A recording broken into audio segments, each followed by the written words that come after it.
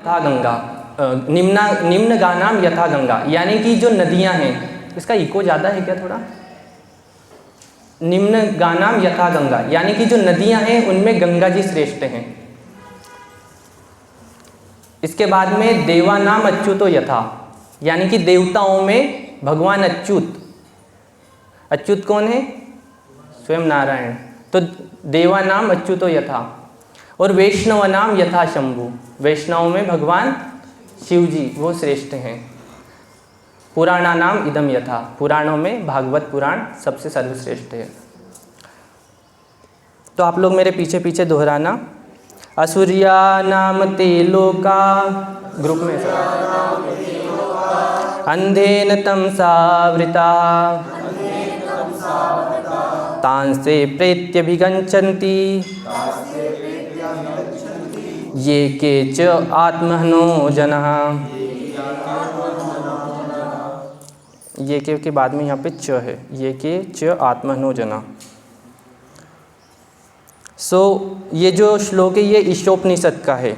ईशोपनिषद में ये श्लोक आता है। इसका तात्पर्य क्या है कि मनुष्य जीवन पशु जीवन से अपने भारी उत्तरदायित्वों के कारण भिन्न है।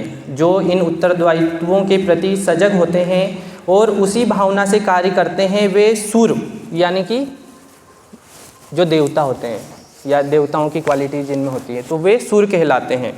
और जो इन उत्तरदायित्वों की उपेक्षा करते हैं, उपेक्षा यानी कि तिरस्कार करना, अवहेलना करना, तो जो इनकी उपेक्षा करते हैं या उनके बारे में अनभिज्ञ होते हैं, जिनको पता नहीं रहता है, वे असुर कहलाते हैं। समस्त ब्रह्मांड में केवल यही दो प्रकार के मनुष्य पाए जाते हैं, या तो सुर पाए जाएंगे या असुर पाए जाएंगे। ऋग्वेद में कहा गया है कि सूरों का लक्ष्य सदा भगवान विष्णु के बंद क्यों हो गया? ऋग्वेद में कहा गया है कि सूरों का लक्ष्य सदा भगवान विष्णु के चरण कमलों की प्राप्ति होता है और वे उसी के अनुरूप कार्य करते हैं। उनका मार्ग सूर्य के पथ के समान देदीप्यमान होता है। तो आज का टॉपिक आप लोग समझ जाएंगे कि क्या है। दो प्रकार के जीव पाए जाते हैं इस ब्रह्मांड में, सुर तथा असुर। तो हम किस कैटेगरी में आते हैं या हमको किस कैटेगरी में जाना है, किसका हमको प्रयास करना है, वो हमारे कार्य के ऊपर डिपेंड करेगा। हम किस प्रकार के कार्य करते हैं, हम किस प्रकार के कर्म करते हैं। तो आज का जो विषय है, ये डी से क्या,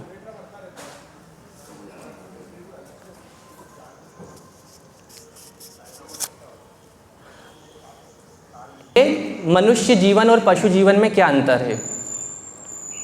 जैसे एक श्लोक है कि आहार निद्रा भय में तुनम च सामान्य तत् पशुभिः नराणाम धर्मो हितेशो अधिको विशेषो धर्मेण हीना पशुभिः समाना।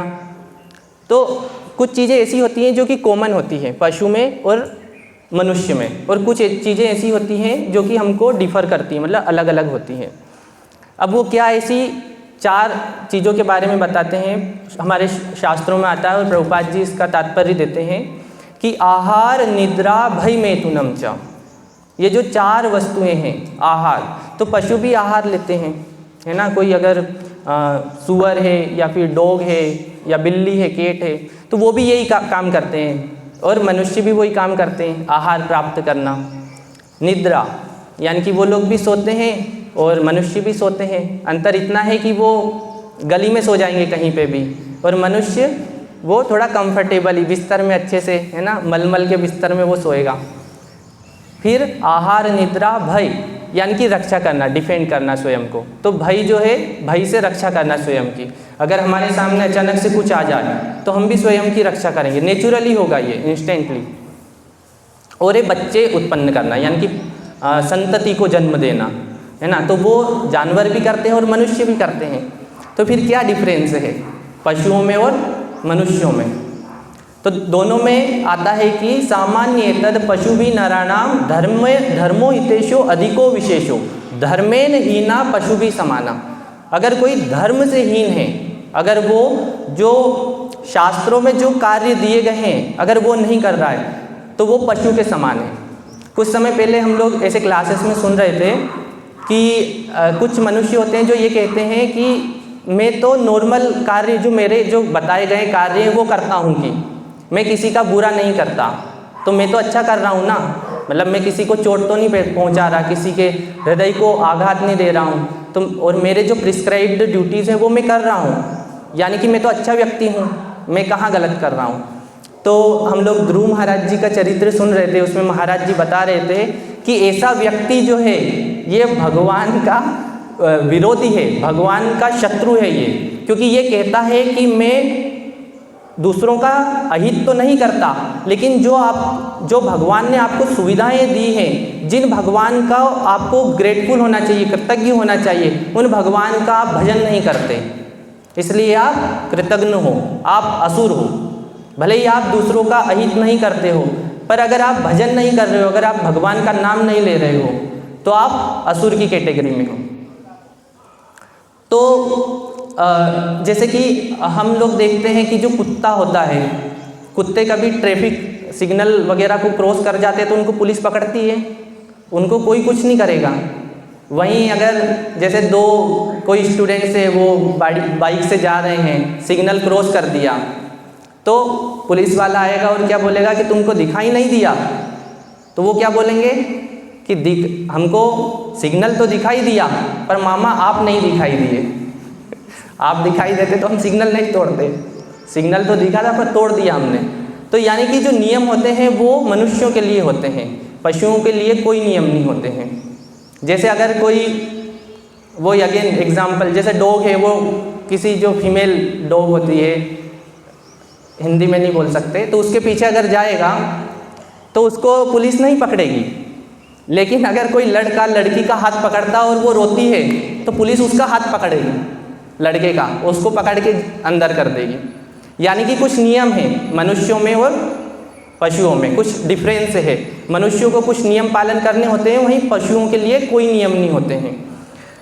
प्रभुपाद जी जब USA में थे तो वहाँ पे ऐसा कल्चर था कि जो लोग हैं वो अपनी जो गर्लफ्रेंड्स हैं उनको लेके तो आते ही थे, साथ में पेट्स को लेके भी आते थे। जैसे किसी का बिल्ली है या डॉग है, उनको लेके भी आते थे। जैसे ऐसे प्रवचन चल रहा है, कथा चल रही है, वो लोग बैठेंगे उनको लेके साथ में। तो प्रभुपाद जी ने ऐसे 2 खंबे लगवा दिए थे उधर, कि एक तरफ बिल्लियों को बांधा जाए, एक तरफ डॉग्स को। लेकिन एक रोजर करके एक व्यक्ति था उधर, वो प्रश्न करता है कि स्वामी जी ऐसा क्यों है। तो अगली बार जब प्रभुपाद जब जाते हैं तो ऐसे डॉग्स और कैट्स जो है ऐसे बीच में खड़े रहते हैं, तो प्रभुपाद उनको एक डंडी लेके जाते हैं, लकड़ी, और उनको साइड में से कर देते हैं। और प्रभुपाद जब व्यास आसन पे बैठते हैं तो प्रभुपाद कहते हैं कि this Krishna conscious movement is not for cats and dogs, this is for human being. This Krishna consciousness movement is not for cats and dogs. अभी यहाँ कुत्ते बिल्लियाँ आके बैठ जाएं तो उनको क्या समझ में आएगा, उनको बुद्धि भी तो होनी चाहिए ना। लेकिन मनुष्यों में इतनी बुद्धि होती है कि वो उचित और अनुचित का भेद कर सकते हैं। हमको भगवान ने मनुष्य शरीर दिया और फिर ऊपर से हम इतनी भगवान ने बुद्धि भी दी कम से कम हमको, कि हम ये सोच सकते हैं कि हमारे जीवन का लक्ष्य क्या है। जैसे हम लोग जब रैपिडो बुक करते हैं आज के टाइम पे, तो जब हम बैठते हैं तो वो पूछता है, हालांकि उसमें लोकेशन वगैरह डल जाती है अब तो वो पूछता है कि आपको जाना कहाँ है। अगर हम बैठ जाएं और बोले कि चलो आप, तो वो कहाँ ले जाएगा, कुछ दूरी जाने पर फिर पूछेगा कि कहाँ जाना कहाँ है।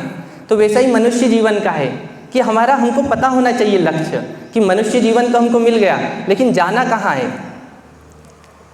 मतलब कई लोग ऐसे होते हैं आज के मतलब अधिकतर लोग ऐसे हैं जिनको मनुष्य जीवन, ये शरीर मनुष्य का मिला, लेकिन जो अंदर चेतना है वो पशु के समान है अभी भी।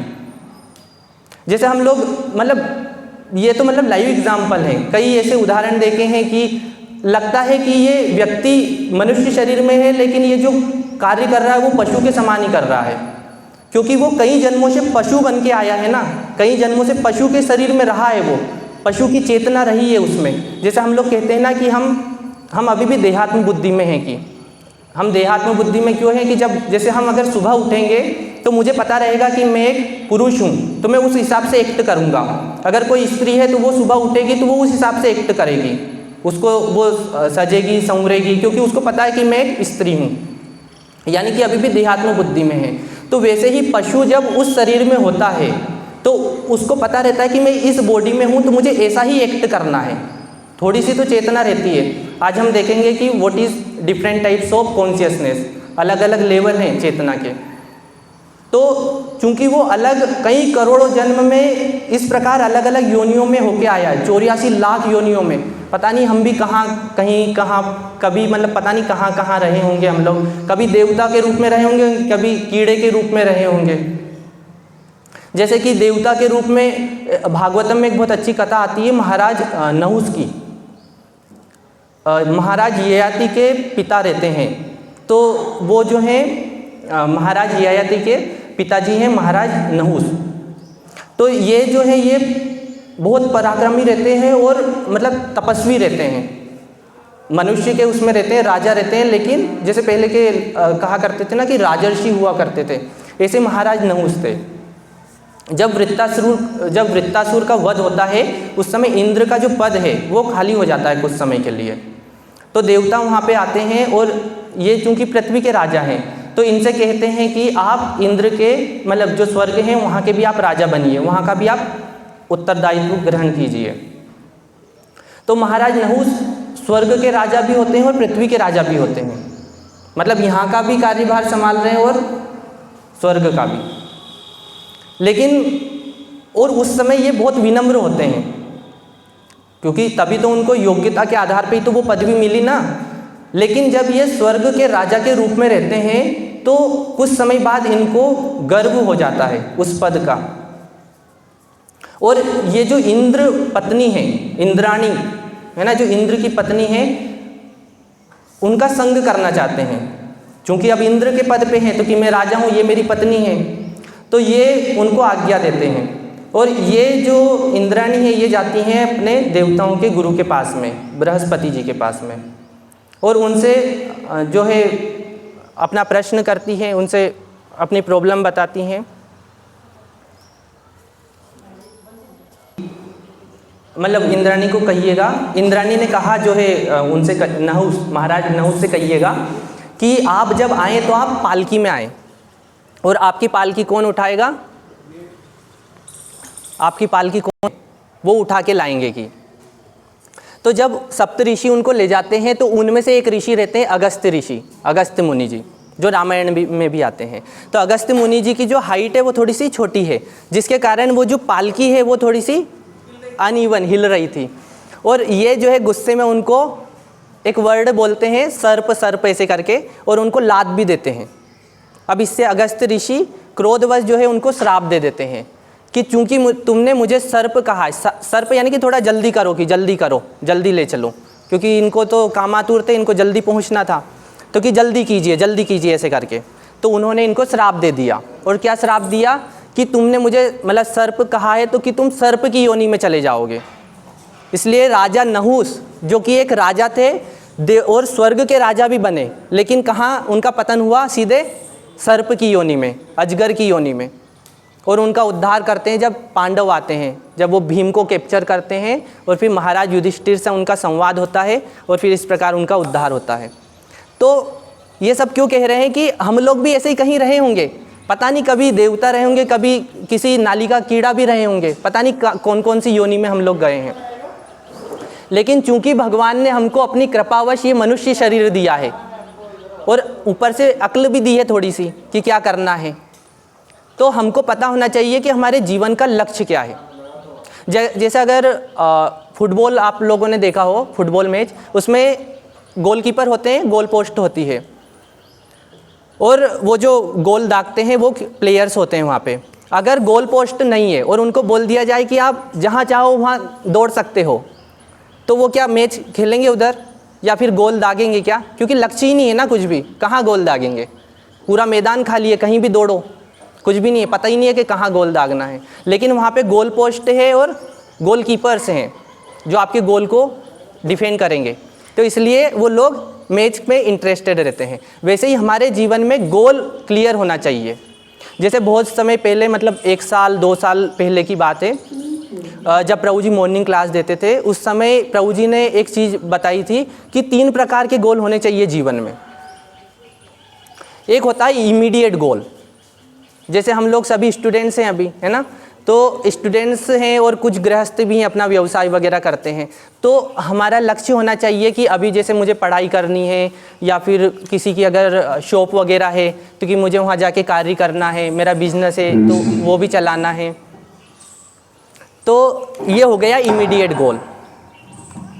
तो 3 प्रकार के गोल होते हैं, इमीडिएट गोल, सेकेंड है रिमोट गोल। रिमोट गोल यानी कि जो थोड़ा सा दूर है, जैसे रिमोट सैटेलाइट का नाम सुना होगा किसी ने। सैटेलाइट्स के एक टाइप्स में होता है रिमोट सैटेलाइट, जो दूर स्थित किसी वस्तु को कैप्चर कर सके। तो वैसा ही हमारा एक गोल होता है रिमोट गोल, यानी कि जीवन में आगे का लक्ष्य, कि जैसे मैं बाद में जब इस आयु में जाऊंगा तो मेरा क्या लक्ष्य होना चाहिए, है ना, या गृहस्थ में जाना है, ब्रह्मचारी आश्रम में जाना है, किस आश्रम में जाना है, वहाँ जाके मेरा क्या गोल है ना, कितना धन अर्जित करना है, कैसे भक्तों की सेवा करनी है, किस प्रकार भक्ति करनी है। तो ये सब रिमोट गोल हो गए, इमीडिएट गोल, सेकेंड रिमोट गोल, और थर्ड इज अल्टीमेट गोल, तीसरा है अल्टीमेट गोल। तो वो हमको क्लियर होना चाहिए कि हमारे जीवन का अल्टीमेट गोल क्या है। और अल्टीमेट गोल क्या है, यस, भगवत प्राप्ति। लेकिन एक्चुअली हम लोग आगे देखेंगे कि 3 प्रकार के भक्त होते हैं, उसमें से ये जो कैटेगरी है सेकेंड कैटेगरी है। इसके ऊपर भी एक है, इसके ऊपर भी एक कैटेगरी होती है भक्तों की। जैसे जब गुरु महाराज का जब संन्यास होने वाला था, तब कुछ विरोध हुआ, है ना, क्योंकि गुरु महाराज नए थे। लेकिन प्रभुपाद कहते थे, क्योंकि सब भक्तों को ये डर था कि देखो अभी नए नए आए हैं, हो सकता है पतन हो जाए, सन्यासी हैं, क्योंकि संन्यास देना मतलब बड़ी बात है। तो प्रभुपाद ने कहा कि अगर उनका पतन भी होगा तो कहाँ होगा, शुद्ध लेवल पे, क्योंकि वो ऑलरेडी विशुद्ध चेतना में है। यानी कि शुद्ध चेतना से ऊपर एक और चेतना होती है, वो है विशुद्ध चेतना। अब उसका क्या मतलब कुछ पैमाना है वो हम डिस्कस करेंगे। तो जो विशुद्ध चेतना है उससे अगर फॉल डाउन भी होगा तो वो कहाँ होगा, शुद्ध चेतना में। तो हम जो बात करें ना भगवत प्राप्ति की, ये है शुद्ध चेतना, मतलब शुद्ध भक्तों की ये एक कैटेगरी होती है। प्रभुपाद जी अपने लेक्चर्स में एक मिल्टन करके एक राइटर रहा है, लेखक, उसने 2 अपनी प्रमुख पुस्तकें लिखी हैं, एक है पैराडाइज गेन और पैराडाइज लॉस्ट। तो प्रभुपाद जी अक्सर कोट करते थे उनको। वो कहते हैं कि एक बार क्या हुआ, एक व्यक्ति के 2 पुत्र रहते हैं। वो व्यक्ति बहुत धनी होता है, अपार धन संपत्ति सब है उसके पास में, और उसके 2 पुत्र हैं। जो छोटा बच्चा है, बड़ा पुत्र और छोटा पुत्र, जो छोटा पुत्र है वो कुछ बुरी संगतियों में फंस जाता है, मतलब उसके मित्र वैसे रहते हैं। तो उसके मित्र सलाह देते हैं कि तुम्हारे पिता के पास में तो अपार धन है, अपना हिस्सा मांग लो और उससे जो है भोगना, अच्छे से आप आराम से रहना, तो कि आप अपना हिस्सा मांग लो उनसे। तो वो जो लड़का है छोटा वाला, वो जाता है पिता के पास में और उनसे कहता है कि मेरा जो हिस्सा है वो आप मुझे दे दीजिए, मैं उसका कुछ भी करूँ फिर। तो वो पिता जो है वो दुखी तो होते हैं, थोड़ा सा रोते भी हैं, और फिर उसको, क्योंकि वो अलग होना चाह रहा है ना बेसिकली, तो वो जो पिता है वो उनको कुछ, उनका जो हिस्सा है वो धन देके उनको दे देते हैं, मतलब धन दे देते हैं और वो आ जाते हैं। अब वो धन लेके आए तो उनकी तो संगति खराब है, तो वो जो है उस धन को गलत चीज़ों में लगाता है, शराब पीना या गलत संग करना। तो इस प्रकार वो धन का पूरा अपव्यय कर देता है, पूरा धन खत्म हो गया। अब वो जो मित्र थे वो भी छोड़ के चले गए। अब ये जो छोटा पुत्र है ये जाता है नौकरी मांगने के लिए और कहता है कि एक सेठ रहता है, उसके पास में जाके विनती करता है, और वो जो सेठ है वो उनको नौकरी क्या देते हैं कि कुछ सड़े हुए जो अनाज रहता है, जैसे कि गेहूँ हो गए, ये उनको देते हैं और कहते हैं कि ये जो सूअर हैं, सूअर पाल रखे थे उन्होंने, तो कि इनको आप खिलाओ, ये तुम्हारी सेवा है। तो वो कहते हैं कि मुझे भी खाने के लिए तो कुछ चाहिएगा, तो सेठ कहता है कि तुम भी यही खाना, तुम्हारे लिए भी यही है। अब वो जो पुत्र है वो एक हफ्ता तो उधर रहता है, वही अनाज खाता है, लेकिन कब तक खाएगा? एक हफ्ते बाद उसको समझ में आता है कि मैंने गलती की है, मुझे ऐसा नहीं करना चाहिए था। वो स्वयं से ऐसे रोता है, विनती करता है भगवान से कि मैं गलत चीज़ों में फंस गया हूँ, मैंने बहुत बड़ी गलती की है। तो वो सोचता है कि काश मैं अपने पिता के पास में वापस जाऊं और मेरे पिता जिनके सैकड़ों नौकर लगे हुए हैं, उन सैकड़ों नौकरों में से एटलीस्ट मुझे एक नौकर की पदवी दे दे, मतलब मुझे कम से कम नौकर ही बना ले, तो कम से कम कुछ खाने को तो मिलेगा मुझे। ऐसा सोचते हुए वो अपने पिता के पास में जाता है और पिता से कहता है। तो पिता क्या करते हैं, उसको नौकर तो बनाएंगे नहीं, तो उसको गले लगा लेते हैं और उसको कहते हैं कि नहीं, तुम तब भी मेरे पुत्र थे और अब भी मेरे पुत्र हो। और वो भी जो है रोते हैं और उनको साथ कि ये जितना भी ये सब कुछ तुम्हारा ही है। तो इस कहानी से आप लोगों को क्या शिक्षा मिली? कोई भी डिवोटी एक जल्दी से, कोई माइक वाइक नहीं प्रभु, पारितोष प्रभु।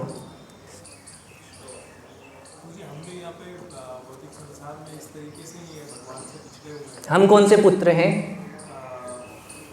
बड़े हैं कि छोटे वाले हैं?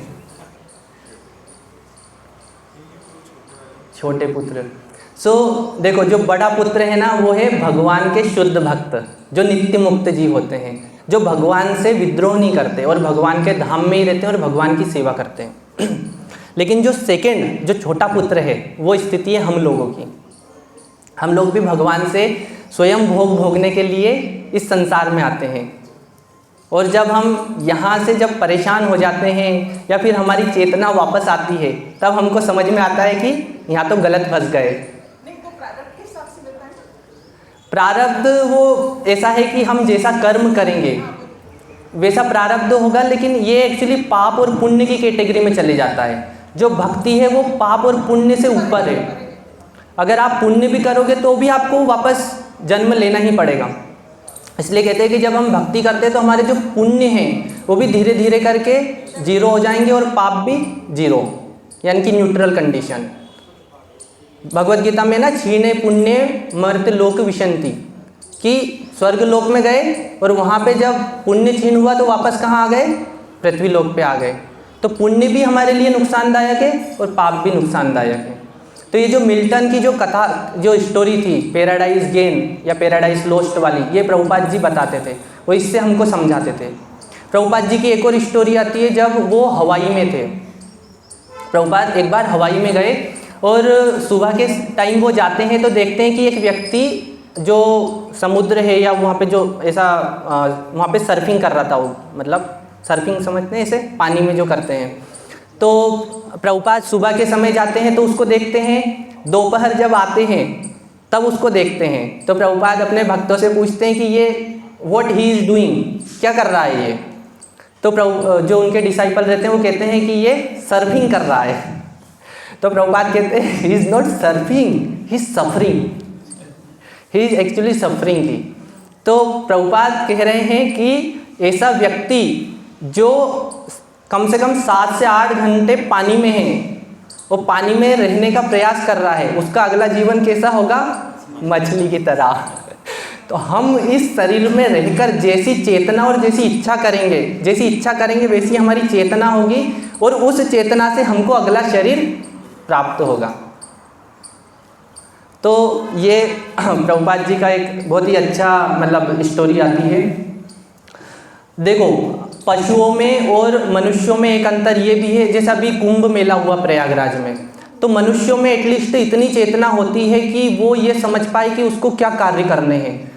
जैसे कि इतना तो वो कर लेता है कि हाँ, भगवान का भजन करना है, यानी कि मंदिर कहीं भी हम अगर झोपड़पट्टी में भी जाएंगे, जो स्लम एरिया है, वहाँ के जीवों में भी इतनी चेतना होती है कि भगवान की भक्ति करनी है। अभी आप कुंभ मेला में देखिए, करोड़ों लोग आए होंगे, इवन ऐसे साधु संत भी आए होंगे जो कि कई वर्षों से 300-400 वर्षों तक जो है तपस्या में लगे हुए हैं, वो भी कुंभ मेला में आए। लेकिन किसी पशु से हम ये उम्मीद रखें तो वो पॉसिबल ही नहीं है। तो इसलिए मनुष्यों में और पशुओं में बहुत ही चेतना का अंतर है। अब इस चेतना में भी अलग अलग प्रकार हैं, जैसे 5 प्रकार की चेतना होती है। पहली होती है आवृत चेतना। आवृत चेतना, इसमें क्या होता है, जैसे कि आप लोगों ने कभी स्टार फिश का नाम सुना हो, एक मछली होती है स्टार फिश करके, वो दिखने में थोड़ी सी पत्थर जैसी लगेगी। आप उसको उठाओगे तो आपको लगेगा कि ये कैसा जीव है जो कुछ एक्ट ही नहीं कर रहा, बस ऐसा पड़ा हुआ है तो पड़ा हुआ है, और हमको लगेगा कि ये ना हिलडुल रहा है, ना इसमें लगता है ये निर्जीव है। जैसे पत्थर कैसा होता है, निर्जीव, हालांकि है वो जीव, लेकिन वो एक्ट कैसे कर रहा है, निर्जीव की तरह। तो उसमें चेतना तो है, लेकिन कैसी चेतना है, आवृत चेतना है। जैसे कि बैक्टीरिया में होती है, वायरस में होती है, ये जो चेतना है, ये जो कॉन्शियसनेस है, ये कैसी है, आवृत चेतना है। उसके बाद में आती है संकुचित चेतना। संकुचित चेतना जो कि पेड़ पौधों में होती है। पेड़ पौधों के पहले भी जैसे कि पहले के समय में क्या होता था, वैज्ञानिक को यही नहीं पता था कि जो पेड़ पौधे हैं ना, इनमें चेतना भी है। पहले के वैज्ञानिक ये सोचते थे कि पेड़ों में चेतना ही नहीं होती, क्योंकि ये तो हिलडुल ही नहीं सकते, एक जगह पे खड़े हैं तो वहीं पे खड़े हैं। लेकिन 1903 में 1903 में एक इंडियन साइंटिस्ट थे, जगदीश चंद्र बसु, जगदीश चंद्र बोस, किसी ने अगर नाम सुना हो, तो 1903 में इन्होंने ये खोज की कि पेड़ों में भी चेतना होती है, लेकिन कैसी चेतना होती है, संकुचित चेतना होती है। सुप्त अवस्था में, सुप्त अवस्था में तो सभी हैं, सुप्त अवस्था में तो विकसित चेतना वाले भी सुप्त अवस्था में ही हैं, लेकिन आवृत चेतना उसके ऊपर होती है, संकुचित चेतना। उसके बाद में आती है मुकुलित चेतना, जो कि जीव में होती है, यानी कि जो पशु हैं उनमें होती है। जैसे कि गाय भैंस हो गई, या सुअर, डॉग्स, कैट्स, ये जो है ये मुकुलित चेतना वाले हैं। इनको ये नहीं पता है, जैसे आप लोगों ने एक एग्जाम्पल देखा होगा स्लोटर हाउस का। स्लोटर हाउस में क्या होता है, मतलब जो कसाई घर है उसमें क्या होता है कि अगर कोई जानवर, जैसे मान लो भैंस है, अगर उसको काटने के लिए अगर जा रही है, वो एक ऐसे चेन होती है, उसमें जब वो खड़ी रहती है, वो जब आगे जा रही है तो उसका सर अलग हो जाता है, लेकिन उसके पीछे वाली जो पशु हैं उसको सब दिख रहा है कि हाँ आगे जाके मुझे भी कटना है, लेकिन उनमें इतनी बुद्धि नहीं होती कि जो है हम यहाँ से निकलें, या वो उसके पीछे लग जाती हैं और उनका भी जो है ख़त्म हो जाती हैं वो भी। वैसे ही भेड़ों का आपने देखा होगा, भेड़ चाल बोलते हैं ना। तो एक मैं वीडियो देख रहा था, उसमें एक व्यक्ति ने ऐसे उस भेड़ को, आगे वाली भेड़ को ऐसे घुमाना स्टार्ट किया, वो सारी जो भेड़ है वो भी उनके पीछे पीछे घूम गई। तो यानी कि जो ये जो पशु हैं इनमें मुकुलित चेतना होती है। उसके ऊपर आती है विकसित चेतना, जो कि मनुष्यों में होती है। मनुष्यों में इतनी बुद्धि तो होती है कि हाँ क्या हमारे लिए उचित कार्य और क्या अनुचित है, पाप पुण्य का भेद तो उनको होता है, तो ये विकसित चेतना हो गई। लेकिन पूर्ण विकसित चेतना इसके ऊपर होती है। वो पूर्ण विकसित चेतना वो होती है जब हम समझ जाते हैं, जैसे जो भगवान के शुद्ध भक्त हैं, जो पूर्ण तरीके से अपनी चेतना में उन्नत हैं, यह है पूर्ण विकसित चेतना। तो ये 5 प्रकार की चेतनाएं होती हैं। इनको जैसे जो भगवान के शुद्ध भक्त हैं, या आप सभी भी जो भक्त हैं वैष्णव, उनकी चेतना उन्नत क्यों होती है, क्योंकि वो देवी विषयों को समझ सकते हैं। जैसे हमारे शास्त्रों में क्या दिया गया है, जैसे हम लोग भगवद गीता डिस्ट्रीब्यूशन के लिए जाते हैं तो लोग कहते हैं कि हमको तो समझ में ही नहीं आती भगवद गीता, भाई संस्कृत में श्लोक हैं कि हम लोग कैसे समझेगी, संस्कृत में तो छोड़ो हिंदी में भी नहीं समझ सकते। लेकिन जब भगवान की कृपा से या वैष्णव आचार्यों की कृपा से जब हम उन अध्यायों को, उन विषयों को जब हम समझते हैं तो हमारी चेतना उन्नत होती है। इसको कहते हैं देवी विषयों को समझना। और ऐसे जो भक्त होते हैं भगवान के शुद्ध भक्त, इनको कहते हैं भूदेव। भूदेव इनको कहा जाता है, जो कि इस पृथ्वी पर रमण करते हैं बद्ध जीवों के उद्धार के लिए। जैसे एक श्लोक है भागवतम का, जनस्य कृष्णात् विमुखस्य देवात् अधर्मशीलस्य सुदुखितस्य अनुग्रहाये उचरन्ति नूनम भूतानि भव्यानि जनार्दनस्य। मतलब कि ये जो भगवान के शुद्ध भक्त हैं, ये हम जैसे बद्ध जीवों के लिए, और किन के लिए, जनस्य कृष्णात्। जनस्य कृष्णात् यानी कि जो भगवान कृष्ण के जन हैं लेकिन विमुखस्य देवात्, विमुख हो गए हैं, बहिर्मुख हो गए हैं। हमारे जीवन में कष्ट क्यों आते हैं, क्योंकि हम लोग बहिर्मुख हो गए भगवान से। इसलिए कहते हैं अधर्मशीलस्य, ऐसे व्यक्ति जो अधर्मशील हो गए हैं, और उस अधर्मशीलता के कारण उनके जीवन में दुख आया है, सुदुखितस्य। और ऐसे बद्ध जीवों जो कि दुखी हैं, 3 ताप से प्रभावित हैं, त्रिताप उनको जो जकड़े हुए हैं, आदि दैविक, आदि भौतिक और आदि आत्मिक ताप, इससे सब जीव जो है त्रस्त हैं। ऐसे जीवों का उद्धार करने के लिए, उनको यहाँ से निकालने के लिए जो भगवान के शुद्ध भक्त हैं वो रमण करते हैं। अनुग्रहायैव चरन्ति नूनम भूतानि भव्यानि जनार्दनस्य। कई समय पहले मेरे कुछ टाइम पहले एक मेरा मित्र था, तो वो एक्सीडेंट में उसकी डेथ हो गई। गांव का था तो एक्सीडेंट में उसकी डेथ हो गई।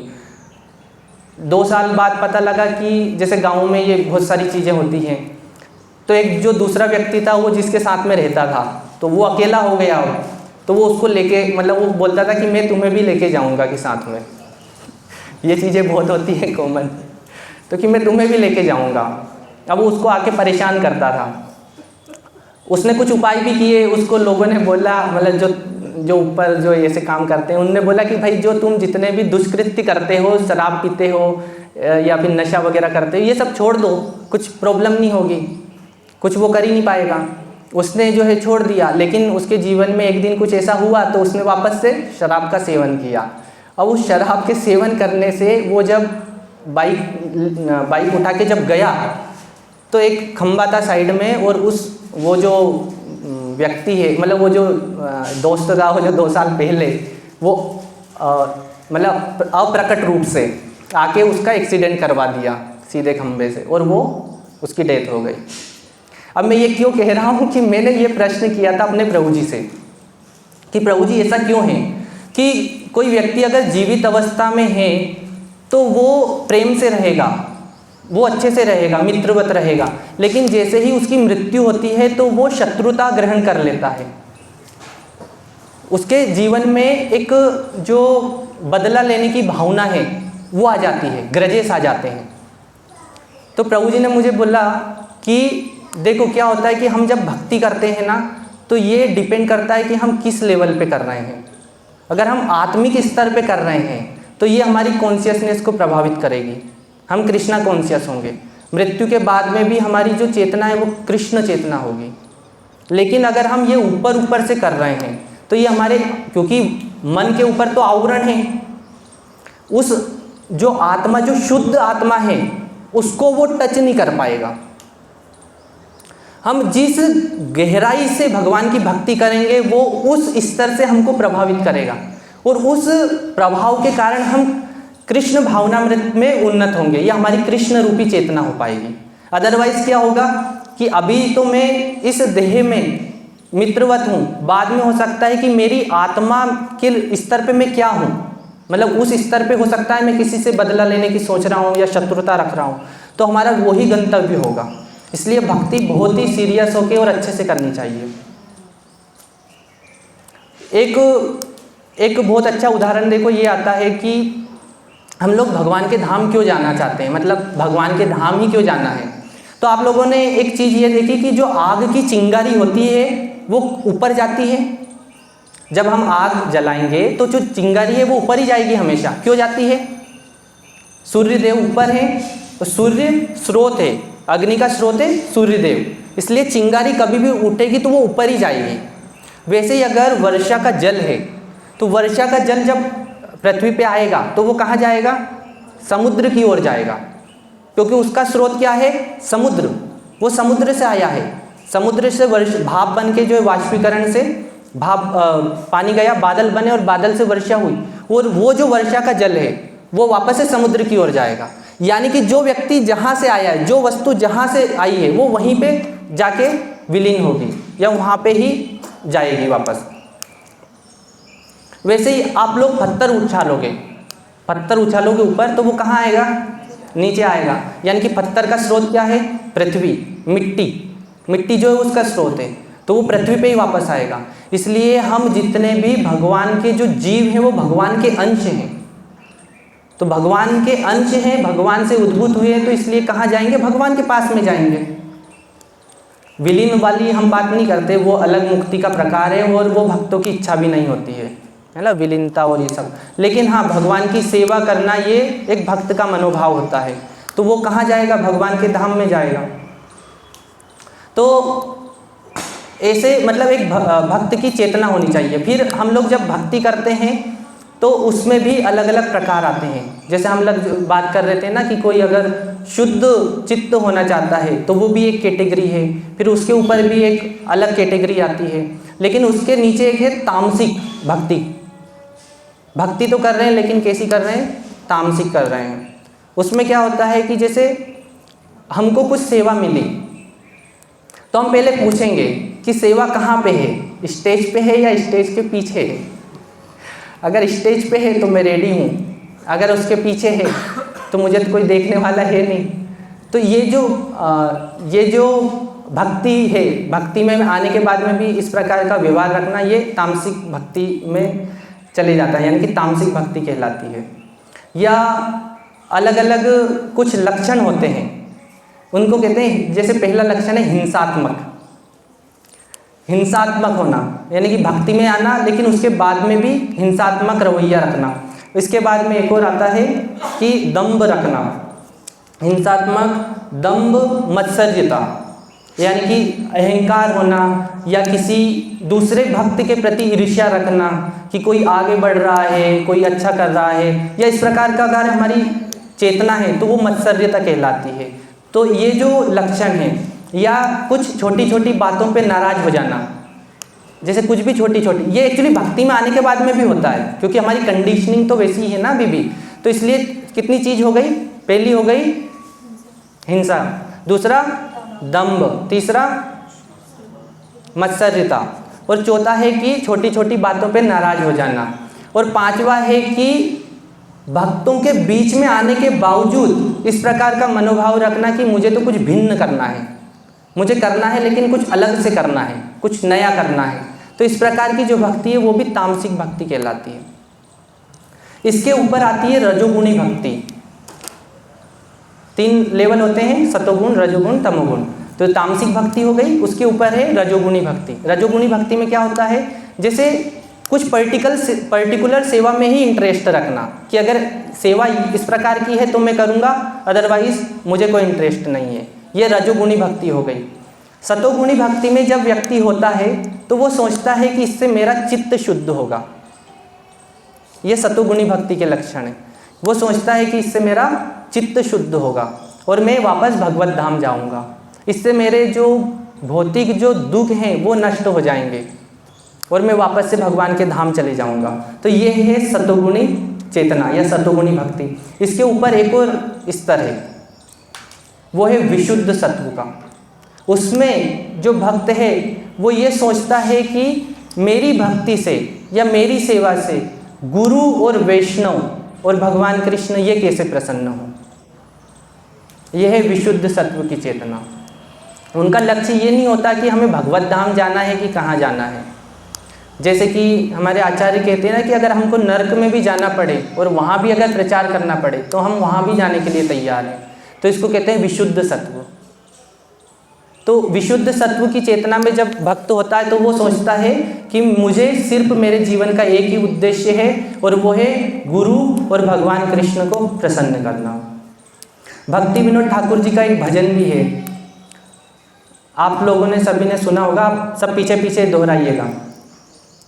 मानस देहो गेहो जो किछु मोर, मानस देहो गेहो जो कि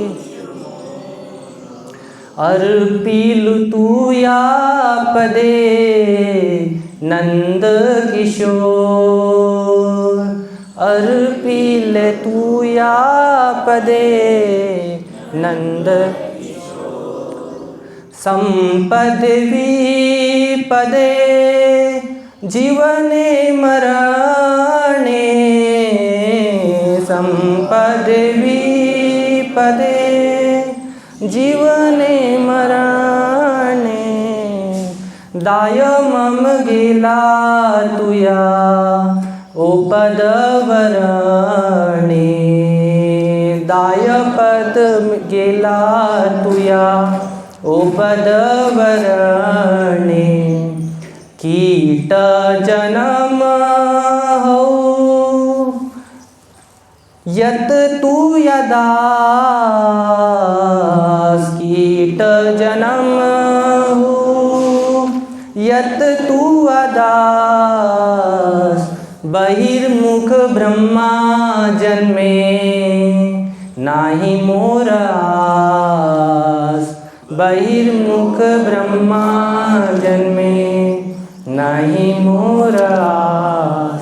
तो ये जो भक्ति विनोद ठाकुर जी का जो भजन है, आपको आया थोड़ा थोड़ा समझ में? देखो भक्ति विनोद ठाकुर जी कहते हैं कि मानस देहो गेहो जो किछु मोर, हे भगवान मेरा जो सब कुछ है, मेरा मन, मेरा शरीर, मेरे रिश्ते नाते, मेरी पत्नी, मेरे बच्चे, सब कुछ आपका है। अर्पिलु तुया पदे नंद किशोर, हे नंद किशोर मैं सब कुछ आपके चरणों में न्योछावर करता हूँ, मैं आपको समर्पित करता हूँ सब कुछ।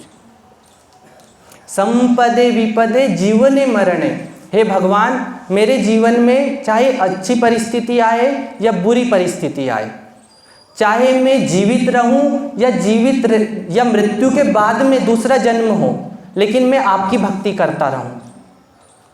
अगर मेरे जीवन में अच्छी परिस्थितियां हैं तो मैं भक्ति करूंगा ही, लेकिन जब मेरे जीवन में विपरीत परिस्थिति भी आ जाए तो भी मैं भक्ति को कभी छोड़ के नहीं जाऊंगा। संपदे विपदे जीवने मरणे दाय मम गेला तुया ओपद वरणे कीट जन्म हो। अगर कीट जन्म होता है तो कहाँ पे होना चाहिए? वैष्णव के घर में। बहिर्मुख ब्रह्मा जन्मे नाही मोरा आस, बहिर्मुख होके अगर मुझे ब्रह्मा का पद भी मिलता है तो उसकी भी मुझे कोई इच्छा नहीं है। जैसे इस संसार में हम लोग सब बड़ा पद प्राप्त करने के लिए परिश्रम करते हैं। स्टूडेंट्स हैं हम लोग, तो हमको भी मतलब चाहिए रहता है कि बड़ा पद हो हमारे पास में, है ना। कोई डीसी बनना चाहता है, कोई IAS IPS, ऐसे बड़े बड़े पद चाहिए रहते हैं भौतिक जीवन में भी। तो किसी व्यक्ति का मतलब ओवरऑल देखा जाए तो देखो आध्यात्मिक जीवन में तो सबसे बड़ा पद ब्रह्मा जी का ही है, लेकिन भक्ति विनोद ठाकुर जी हमको सिखा रहे हैं कि अगर मुझे ब्रह्मा का पद भी मिले और वहाँ पे भी अगर मैं बहिर्मुख हूँ तो हे भगवान मुझे ऐसा पद नहीं चाहिए, लेकिन उसके विपरीत अगर मुझे किसी वैष्णव के घर का अगर कीड़ा भी बनना पड़े तो मैं उसके लिए रेडी हूँ, क्योंकि उन वैष्णवों का जो उच्चिष्ट है, उनका जो प्रसाद है, कम से कम वो मैं प्राप्त करके आपके धाम वापस आ सकता हूँ। तो ऐसा भक्ति विनोद ठाकुर जी जो है, ऐसा उनका मनोभाव है। प्रभुपाद जी भी देखो, प्रभुपाद जी का जो मूड था, प्रभुपाद क्योंकि भगवान के शुद्ध भक्त हैं, इसलिए प्रभुपाद ने जब इस्कॉन की स्थापना की और अपने गुरु का जो उनका जो आदेश था उसको जब उन्हें फलीभूत किया, उसका जब पूरे विश्व में प्रचार किया, तो उन्होंने नित्यानंद प्रभु के मूड को लेके वो पूरे विश्व में प्रचार करने के लिए गए। तो उनका यही मनोभाव था कि हम किस प्रकार जो है, जैसे हमने स्टार्टिंग में देखा ना कि अनुग्रहायेव चरन्ति नूनम भूतानि भव्यानि जनार्दनस्य। तो ऐसे जो भगवान के शुद्ध भक्त होते हैं वो हमेशा ये सोचते हैं कि मैं कैसे बद्ध जीवों का उद्धार कर सकूं। जब प्रभुपाद जी जब बीमार अवस्था में थे, जब उन्होंने जो भोजन पाना जो है वो बंद कर दिया था, उस समय भी प्रभुपाद कहते हैं कि मुझे वापस USA जाना है, मुझे हवाई जाना है, मेरे इतने सारे प्रोजेक्ट्स हैं, मैं इस प्रकार से शरीर त्याग नहीं कर सकता। और वो जो मूड है वो प्रभुपाद जी के शिष्यों में भी देखने को मिलता है। हमारे गुरु महाराज को आप देखिए, गुरु महाराज अगर चाहते तो कोविड में सबको पता है कि घर में रहना है, क्या आवश्यकता है बाहर जाने की, क्या आवश्यकता है बाहर जाने की। लेकिन क्योंकि प्रभुपाद का मूड है कि भले ही हमको रण क्षेत्र में अपने प्राणों की आहुति देनी पड़े, लेकिन भगवान का प्रचार करना है। वही हमारे हिज होलीनेस गोपाल कृष्ण गोस्वामी महाराज, जिन्होंने देहरादून में अपना शरीर त्यागा, उनका भी यही मूड था।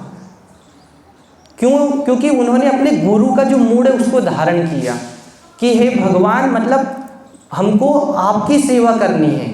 और भगवान के शुद्ध भक्त ये नहीं सोचते कि मेरा अभी शरीर छूट जाएगा, अगर मैं वहाँ जाऊँगा तो मेरा शरीर छूट जाएगा।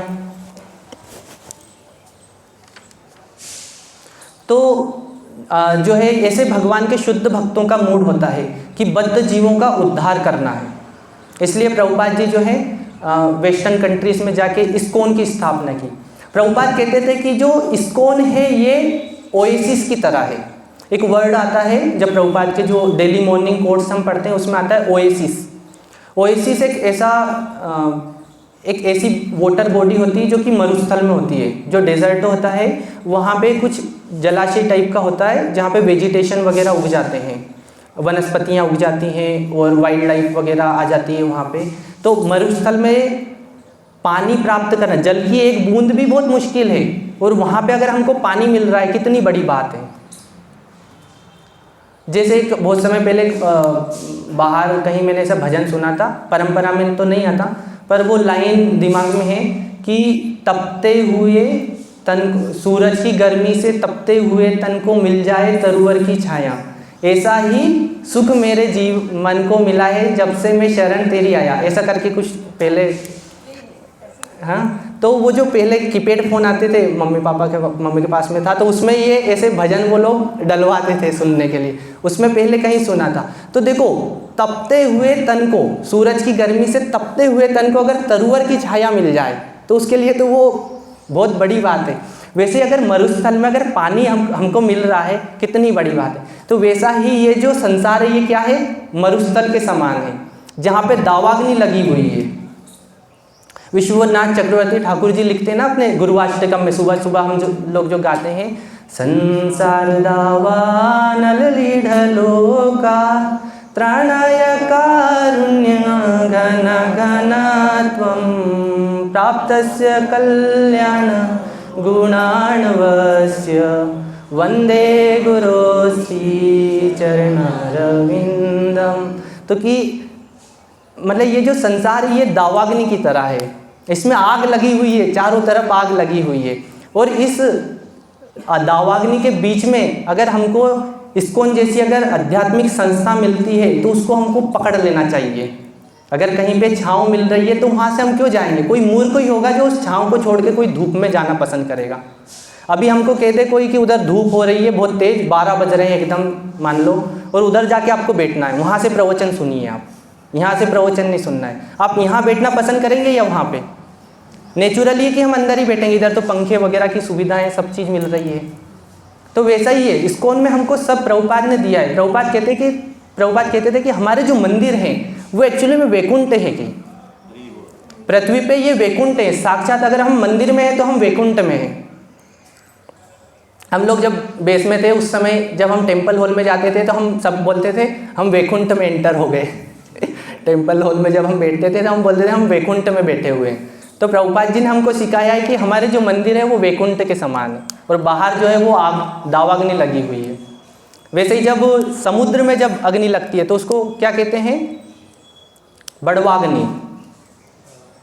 बड़वाग्नि। और जब पेट में आग लगी हो तो उसे जठराग्नि।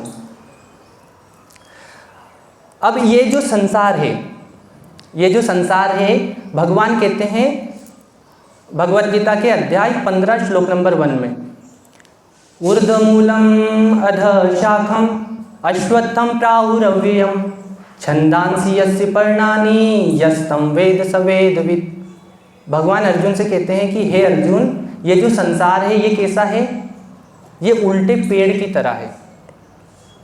एक वृक्ष है जिसका नाम है अश्वत्थ वृक्ष। जैसे कि एक जलाशय है, उस जलाशय के किनारे पे एक बरगद का पेड़ लगा हुआ है, या आम का पेड़ ले लीजिए आप, उसमें आम भी लगे हुए हैं, और उसकी छाया कहाँ जा रही है? उस जलाशय में। उस जलाशय में उस पेड़ की छाया दिख रही है। आम का पेड़ है, उसमें अच्छे मीठे रसीले आम लगे हुए हैं, और वो हमको उसमें दिख रहा है। अब नॉर्मली क्या होता है, अगर आप पेड़ को बाहर देखेंगे तो इसकी जड़ नीचे और शाखाएं ऊपर हैं, लेकिन भगवान कहते हैं कि हे अर्जुन, एक ऐसा भी पेड़ है जिसकी जो शाखाएं हैं ना वो नीचे हैं, और जो जड़ है वो कहाँ है? ऊपर है।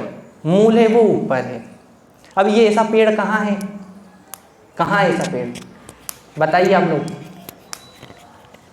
ये जो संसार है ये वही पेड़ है, और जो आध्यात्मिक जीवन है वो सीधे पेड़ की तरह है, लेकिन उसकी जो प्रतिकृति है वो हमको इस संसार में दिखती है।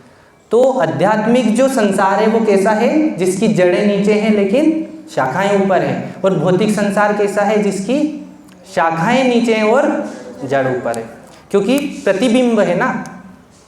वैसे ही जब आम के पेड़ को हम उस जलाशय में देखते हैं तो उस जलाशय में भी हमको आम के फल दिखते हैं, और हम उसको प्राप्त करने के लिए उस जलाशय में कूद जाएंगे, बार बार डुबकियां मारेंगे उस फल को प्राप्त करने के लिए कि ये जो आम का फल है ये मुझे मिल जाए, इसको मैं चख लूँ कैसे भी करके। लेकिन मिलेगा क्या उधर? उधर तो फल है ही नहीं, उधर तो प्रतिबिंब दिख रहा है हमको, और उल्टा हम जितनी डुबकियां मारेंगे हमारा सिर ही फोड़ेंगे हम। उसके लिए हमको क्या करना पड़ेगा कि वो जो पेड़ है उसमें से आम तोड़ के खाइए। तो वैसा ही इस संसार का स्वरूप है। इस संसार में भी यही होता है, हमको लगता है कि वहाँ पे सुख है, वहाँ अगर उस चीज़ को मैंने प्राप्त कर लिया तो वो सुख है। जैसे हमारे बहुत सारे सीनियर प्रभु जी से ब्रह्मचारी, तो वो जब मिलते वो कहते हैं हमको यही लगता था जब हम स्टूडेंट जीवन में थे, हमको लगता था अगर मैं ये बन गया, अगर मैं सीए बन गया तो मैं खुश हो जाऊँगा, अगर मैंने पैसे आ गए मेरे जीवन में तो मैं खुश हो जाऊँगा। सब होता गया, सीए बन गए, पैसे आ गए, सब कुछ होता गया, लेकिन समझ में आया कि कुछ नहीं है इधर। लेकिन जो असली आनंद वो कहाँ है? भगवान की सेवा में, भगवान के धाम में। इसलिए ये जो संसार है ये एकदम विपरीत है। यहाँ पे अगर हम सुख चाहेंगे तो दुख भी आएगा। जब भी हम सुख मांगते हैं, दुख तो नहीं मांगते ना हम। कोई मांगता है दुख कि है भगवान हमारे जीवन में दुख आ जाए। कुंती महारानी का स्तर तो है नहीं हमारा तो।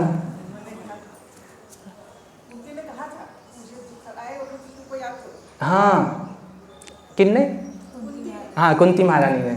हाँ, तो कुंती महारानी का स्तर तो है नहीं हमारा तो कि हम दुख मांगेंगे भगवान से, हे भगवान मुझे दुख दे दीजिए, मैं सुख नहीं चाहता। ऐसा तो नहीं है, मैं तो सुख ही चाहता हूँ। हे भगवान सुख दीजिए, लेकिन क्या आएगा जीवन में? दुख आएगा। कोई हानि चाहता है जीवन में? गौरव प्रभु व्यवसाय करते हैं, ललित प्रभु जाते हैं, कोई चाहता है कि मेरा व्यवसाय हानि में चला जाए? सब लाभ ही चाहते हैं, लेकिन हानि भी होती है। सब जय चाहते हैं, लेकिन पराजय भी आती है। तो ये इस संसार का स्वरूप है। हमेशा जिसको बोलते हैं कि मतलब दो प्रकार का भाव यहाँ पे है ही। दो प्रकार का भाव इस संसार में विद्यमान है। अगर सुख है तो दुख है, जय है तो पराजय है, लाभ है तो हानि है। जैसे कि हम लोग भोजन बनाते हैं तो आग चाहिए रहती है पकाने के लिए, धुआं तो किसी को चाहिए नहीं रहता है, फिर भी धुआं आता है। यानी कि आग है तो धुआं तो आएगा ही। वैसा ही संसार का स्वरूप है। हम लोग सोचते हैं कि नहीं हम सुखी रहें, हम आनंद में रहें हमेशा, लेकिन जब हम इस प्रकार का भाव रखते हैं सुख के लिए तो कभी ना कभी तो हमको दुख प्राप्त करना ही होगा। और ये अच्छा भी है कभी कभी हमारे लिए, क्योंकि हमको जब इस प्रकार की जब लात पड़ती है या इस प्रकार के कष्ट मिलते हैं तब हम भगवान की ओर जाते हैं, तब हम भगवान की ओर उन्मुख होते हैं। एक श्लोक भी है ना जिसमें हम कहते हैं कि जो भगवान है वो सूर्य के समान है और माया जो है वो अंधकार है। तो अगर हम भगवान की तरफ अगर मुख करके हैं, बैठे हुए हैं, उन्मुख हैं, तो हमारे जीवन में इस प्रकार की जो चीज़ें हैं, जो दुख है वो कम नहीं आएंगे, सुखी होंगे, हम आनंद में होंगे। पिछले क्लास में हम लोगों ने जैसे भक्ति विनोद ठाकुर जी का जो मूड था कि ये संसार है दुखालय अशाश्वतम, लेकिन जब हम भक्ति करेंगे तो ये हमारे लिए सुखालय हो जाएगा। फिर प्रभु एक प्रश्न भी कर रहे थे कि प्रभु ये कैसे पॉसिबल है? प्रभु पूछ रहे थे कि ये कैसे पॉसिबल है कि है तो दुखालय अशाश्वतम, लेकिन सुखालय कैसे हो सकता है? ये दो विपरीत चीज़ें एक साथ कैसे हो सकती हैं? भगवान कह रहे हैं कि दुखालय भी है और आप बोल रहे हो सुखालय भी है। भक्ति विनोद ठाकुर जी कह रहे हैं सुखालय भी है। तो वो इस प्रकार से कि अभी हमारे जीवन में दुखालय है, अभी दुख तो है तो इसलिए हम दुखालय में हैं, लेकिन जब हम भगवान के नाम का जप करेंगे तो हमको आनंद की प्राप्ति होगी, अंदर से हमको आनंद फील होगा, क्योंकि भगवान क्या है? आनंद के स्रोत है, आनंद घन है भगवान। तो चूंकि हम भगवान की भक्ति करेंगे तो वो जो आनंद, जो भगवान से जो निकला हुआ आनंद है वो हमारे हृदय में, भगवान हमारा चित्त शुद्ध होगा तो परमात्मा के रूप में और उजागर होंगे। भगवान तो वैसे ही परमात्मा के रूप में रहते हैं, लेकिन हमारा चित्त शुद्ध होगा तो परमात्मा और अच्छे से, जैसे ध्रुव महाराज हैं, जब ध्रुव महाराज ने तपस्या की तो भगवान स्टार्टिंग में परमात्मा के रूप में आते हैं हृदय में, और वो उनको अनुभूति उनकी करते हैं। तो जब परमात्मा हृदय में आ जाएंगे तो आनंद की अनुभूति भी हो जाएगी। तो इस प्रकार से सुखालय आ जाएगा हमारे जीवन में।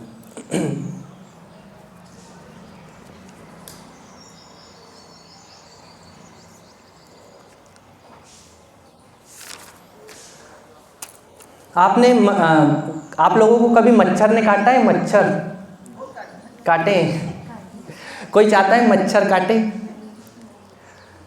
लेकिन मनुष्य और मच्छर का संबंध कैसा है? दोनों एक दूसरे को नहीं चाहते, लेकिन मच्छर फिर भी मनुष्य को काटता है, और मनुष्य क्या करता है? उसको रोस्ट कर देता है। लेकिन दोनों एक दूसरे को नहीं चाहते, फिर भी एक दूसरा का सामना करना पड़ता है, सहन करना पड़ता है। तो वैसे ही हमारे जीवन में भी होता है। जैसे जब कोई नवविवाहित दंपति रहते हैं, जो भी भक्त गृहस्थ आश्रम में जाना चाहते हैं, सभी के लिए तो सबका एक्सपीरियंस भी होगा। क्या होता है, जब कोई नव दंपति होता है तो स्टार्टिंग में तो सब अच्छा चलेगा, उसको बोलते हैं हनीमून फेज। उसके बाद में कुछ प्रॉब्लम्स होती हैं।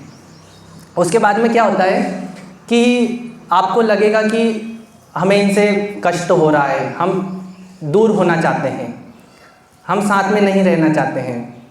जैसे जब व्यक्ति विवाह करने के लिए जाता है तो क्या होता है कि जो लड़की है वो अच्छा खाना बना के लाएगी, वो खाना बना के लाएगी और लड़के के घर वाले बैठे हुए खाना खाएंगे। उनको खाना अच्छा लगा, प्रसाद अच्छा लगा, तो वो क्या बोलेंगे, वो खुश हो गए, उन्होंने हाँ कर दी। लेकिन जब विवाह हुआ उसके बाद पता लगा कि जो खाना है वो किसने बनाया था? लड़की ने नहीं, लड़की की माँ ने बनाया था। लड़की को तो खाना बनाना ही नहीं आता। लेकिन जो पुरुष है, जो लड़की को देखने आया था, लड़की क्या देखेगी? किसके पास में अच्छा धन होना चाहिए, धनी होना चाहिए, इतना होना चाहिए एटलीस्ट कि हमको घुमा सके, वृंदावन धाम की यात्रा करवा सके, इतना तो होना चाहिए। लेकिन बाद में पता लगता है कि जिस कार से ये आया था वो कार तो किराए की थी। तो इस प्रकार से इस संसार का स्वभाव होता है। सब एक दूसरे को एंजॉय करना चाहते हैं, या फिर धोखे से इस प्रकार से एक दूसरे के उपयोग करना चाहते हैं। जैसे मच्छर का उदाहरण हमने देखा, मच्छर जो है वो खून पीने के लिए आता है, उसका पेट भरने के लिए आता है, लेकिन व्यक्ति क्या करता है? उसको रोस्ट कर देता है। उसको थोड़ी ना पता था कि मुझे रोस्ट कर देंगे ये। और व्यक्ति को भी खतरा है मच्छर से, उसको डेंगू हो जाएगा। तो वैसा ही इस संसार का स्वभाव है, सब एक दूसरे के लिए जो है कहाँ में किसका जो है इस प्रकार से इस्तेमाल कर सकूं। भक्ति योग में भक्ति के कुछ अंग भी हैं। जैसे हम लोग अभी बैठे हुए हैं इधर, है ना, आप सभी भगवान के इतने वैष्णव हैं। तो जब हम चैतन्य चरितामृत में आता है कि साधु संग नाम कीर्तन भागवत श्रवण मथुरा वास श्रीमूर्तेर श्रद्धया सेवन। तो ये भक्ति के अंग हैं। भक्ति कैसे करनी चाहिए हमको? साधु संग, साधुओं का संग करना चाहिए। जैसे आप जैसे साधु, तो हम जो है आपका संग कर रहे हैं। तो साधु संग, नाम कीर्तन, भगवान के नाम का कीर्तन करना है जोर जोर से। हरे कृष्णा कृष्णा कृष्णा हरे हरे, हरे राम राम राम हरे हरे। प्रभुपाद जी के डिसाइपल तो रूस में जाके, जहाँ पे कम्युनिस्ट कंट्री है, वहाँ पे जाके भगवान के नाम का प्रचार किया। और कई ऐसी स्टोरीज आती हैं, मतलब रियल इंसिडेंट्स हैं कि प्रभुपाद के डिसाइपल को पकड़ के जो है जेल में भी बंद किया गया। हमारे लिए तो कितनी अच्छी, सब कुछ हमारे अनुकूल है। भारत में तो अभी अनुकूलता ही है, भारत का राजा अनुकूल है, धर्म के अनुकूल है, अभी धर्म का भी जो है प्रचार प्रसार हो रहा है, तो हमारे लिए कितना अनुकूल है अभी। तो इसलिए भगवान के नाम का कीर्तन, अगर इस्लामिक कंट्रीज़ में कहीं होते तो अभी जो हमने सुबह जो कीर्तन किया, संकीर्तन किया, वो शायद पॉसिबल नहीं हो पाता। लेकिन हमारे लिए कितना अच्छा है कि हम लोग यहाँ पे संकीर्तन कर रहे हैं, यहाँ पे बैठ के कथा कर रहे हैं, यहाँ पे हम कथा का श्रवण कर रहे हैं। तो साधु संग, नाम कीर्तन, भागवत श्रवण, श्रीमद् भागवतम का श्रवण करना, और मथुरा वास। अब हम हमेशा तो मथुरा में वास नहीं कर सकते वृंदावन धाम में, तो हमारे घर को ही वृंदावन बनाना, है ना, घर को ही वृंदावन बनाना, भगवान की सुबह से जो है पूजा करना, वर्शिपिंग करना, भगवान के नाम का माला करना, साथ में पत्नी को, बच्चों को, सबको लगाना, तो अपना घर ही वृंदावन बन गया। मथुरावास श्रीमूर्तेर श्रद्धया सेवन, श्रद्धा पूर्वक भगवान के श्री विग्रह की सेवा करना। तो इस प्रकार से हम भक्ति अच्छे से कर सकते हैं। ये भक्ति के कुछ अंग हैं। अब हम स्टार्टिंग में बात कर रहे थे पशु वृत्ति, जो पशु होते हैं, और मनुष्यों की। वापस हम वहीं पे जाते हैं कि हमारी क्लास स्टार्ट हुई थी कि how we can differentiate an animal and a human being. What is the difference between an animal and a human being, क्या डिफरेंस है दोनों के बीच में। तो दोनों के बीच में एक तो है कि जो मनुष्य है, जो भगवान का शुद्ध भक्त होता है, वो उसके अंदर मनुष्य है पहले, तो उस मनुष्य में दोनों प्रकार की चेतना होगी। मतलब वो एंजल भी है और वो एनिमल भी है। जैसे प्रभु जी कह रहे थे ना कि बैड डॉग और गुड डॉग, तो हमारे अंदर भी वैसा ही होता है। हमारे अंदर एंजल भी है और एनिमल भी है, जिसको कहते हैं भोग वृत्ति भी है और पशु वृत्ति भी है। हमारे अंदर दोनों वृत्तियाँ पाई जाती हैं, भोग वृत्ति की भी और पशु वृत्ति की भी। लेकिन हमारा प्रयास क्या होना चाहिए कि पशु वृत्ति को कम करें, और दोनों सेम ही हैं। पशु वृत्ति और भोग वृत्ति सेम ही है, भोग वृत्ति और सेवा वृत्ति। तो जो भोग वृत्ति है उसको कम किया जाए, और सब लोग हाँ भी किए जा रहे थे, यानी कोई ध्यानपूर्वक श्रवण नहीं कर रहा है। तो जो भोग वृत्ति है उसको कम करना और सेवा वृत्ति को बढ़ाना।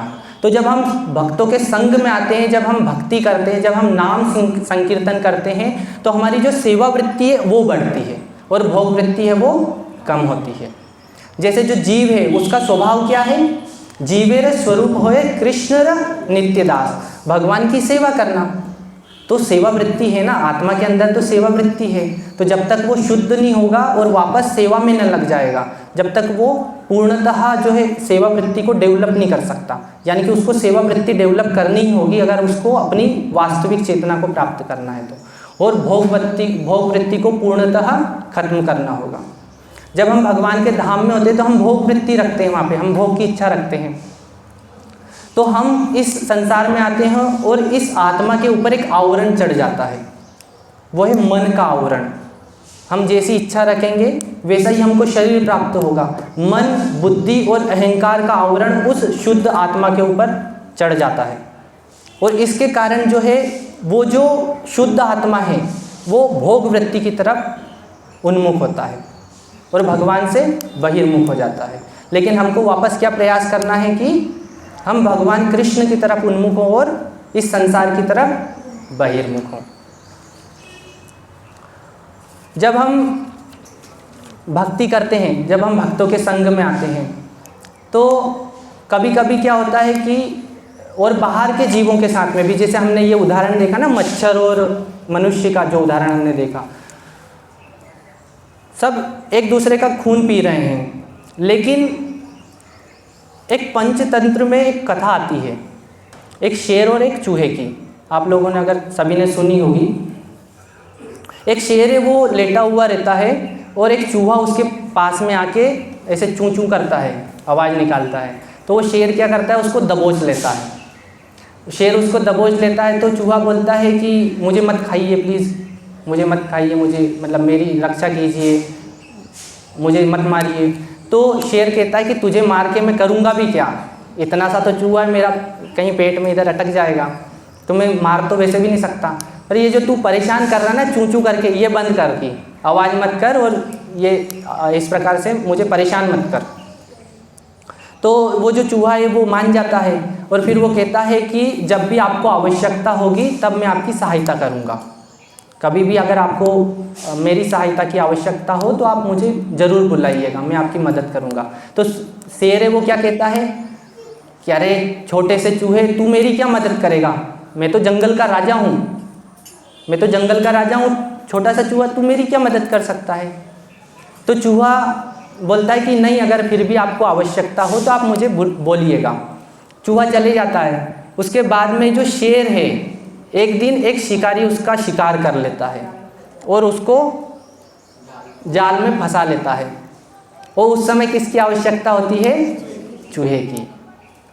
तो वैसा ही होता है कि हम लोग जब भक्ति करें या हमारी पर्सनल लाइफ हो, हमारा दैनिक जो जीवन है वो हो, वहाँ पे भी हमको छोटे से छोटे जो व्यक्ति हैं उनका भी सम्मान करना है। क्योंकि हम नहीं जानते कि कौन व्यक्ति कब हमारे इस प्रकार से काम में आ जाए, कौन हमारी मदद कर दे। इसलिए एक भक्त के अंदर ये भी गुण होना चाहिए। जब वो भक्तों के बीच में है तब तो ये गुण होना ही चाहिए कि कोई भक्त भले ही वो अभी आया हो, कि उसको 4 साल हो गए, कि उसको 10 साल हो गए, लेकिन एक भक्त की सबसे अच्छी विशेषता होती है कि वो एक भले नया भक्त हो या कैसा ही भक्त आया हो, उसको भी वैसा ही सम्मान देगा, उसको वैसे ही रिस्पेक्ट देगा, उसको वैसे ही आदर सम्मान के साथ में जो है उससे व्यवहार करेगा। जब ध्रुव महाराज जब वैकुंठ धाम वापस जाते हैं तो उनके लिए विमान आता है और वो उस विमान में चढ़ते हैं और वो देखते हैं कि मृत्यु उनके सामने आ रही है। उसके पहले जब ध्रुव महाराज के जीवन में ये होता है कि जब भगवत प्राप्ति उनको हो जाती है, जब भगवान उनके समक्ष आते हैं तो भगवान उनसे कहते हैं कि हे ध्रुव, भविष्य में क्या होगा कि तुम्हारा जो भाई उत्तम है ये जंगल में शिकार करते हुए मारा जाएगा, और उस दुख के कारण जो सुनीति, जो सुरुचि है उनकी माँ, उत्तम की माता, वो भी जंगल में ही आग में लिपट के भस्म हो जाएगी, मतलब खत्म हो जाएगी कि। तो एक समय आता है जब ध्रुव महाराज वापस राजमहल में जाते हैं और 36,000 वर्षों तक जब राज्य करते हैं, जब एक दिन ये आता है कि जो उत्तम है वो हिमालय की ओर जाते हैं और जो यक्ष हैं, यक्ष उनका वध कर देते हैं, और उनकी जो माता है सुरुचि वो भी अपने पुत्र के विरह में जाती है और वो भी मृत्यु को प्राप्त करती है। उस समय ध्रुव महाराज यक्षों से युद्ध करने के लिए जाते हैं और यक्षों को पूरा नष्ट कर देते हैं। किसी का धड़ अलग है, किसी का सिर अलग है, इस प्रकार से तबाही मचा देते हैं। उस समय जो स्वयंभू मनु हैं, उनके पितामह यानी कि जो दादाजी हैं, वो आते हैं और कहते हैं कि हे पोते, मतलब पोते रहते हैं वो उनके, तो कि आप जो निरपराध जो यक्ष हैं इनका वध क्यों कर रहे हो, और आप तो स्वयं भगवत प्राप्त हो। अगर कोई भगवत प्राप्त भक्त है तो उसके लिए तो इस प्रकार वो भेद करेगा ही नहीं कि कौन अपना है कि कौन पराया है। और एक यक्ष के कारण इतने सारे यक्षों का आपने वध कर दिया। उस समय स्वयंभू मनु उनको शिक्षाएं देते हैं कि एक भक्त को कैसा होना चाहिए, और आपके लिए तो ऑलरेडी भगवान ने अपने धाम में आपको स्थान दे रखा है। जब ध्रुव महाराज इस शिक्षा को सुनते हैं तब उनको रियलाइज़ होता है और वो अपने जो राज्य में वापस आ जाते हैं। और 36,000 वर्षों तक राज्य करने के बाद में जब वो वैकुंठ धाम में जाते हैं तब ये श्लोक आता है, शांतः समदृशः शुद्धः सर्वभूतानुरंजनः यान्ति अंज साच्युत पदम अच्युत प्रिय बांधवा। यानी कि एक भक्त का कैसा लक्षण होने चाहिए। शांतः, एक भक्त को कभी भी किसी भी परिस्थिति में उत्तेजित नहीं होना चाहिए या उसकी डिज़ायर नहीं होनी चाहिए, शांत रहना चाहिए उसको हमेशा। शांतः समदृशः शुद्धः, समदृश्य यानी कि उसको सब जीवों को एक समान देखना है, समभाव होना चाहिए, कोई डिफरेंस नहीं। जैसे भगवान के शुद्ध भक्त हैं, अगर वो डॉग्स और कैट्स को देखेंगे, मतलब कुत्ते और बिल्लियों को देखेंगे, तो उनके ऊपर भी वो उतनी करुणा करेंगे। उनको लगेगा कि ये भी तो बद्ध जीव है ना, ये भी तो बद्ध जीव हैं, उनके ऊपर भी उनको करुणा आएगी। तो ये भगवान के भक्तों के लक्षण हैं। शांतः समदृशः शुद्धः सर्वभूतानुरंजनः, सभी में भगवान को देखेंगे, सब में परमात्मा का दर्शन करेंगे। यान्ति अंज साच्युत पदम सर अच्युत प्रिय बांधवा, ऐसे जो भक्त हैं वो भगवान अच्युत को बहुत प्रिय होते हैं, बहुत प्रिय होते हैं ऐसे भक्त। और ये जो लक्षण है ये किस में हो सकते हैं? भगवान के शुद्ध भक्त में।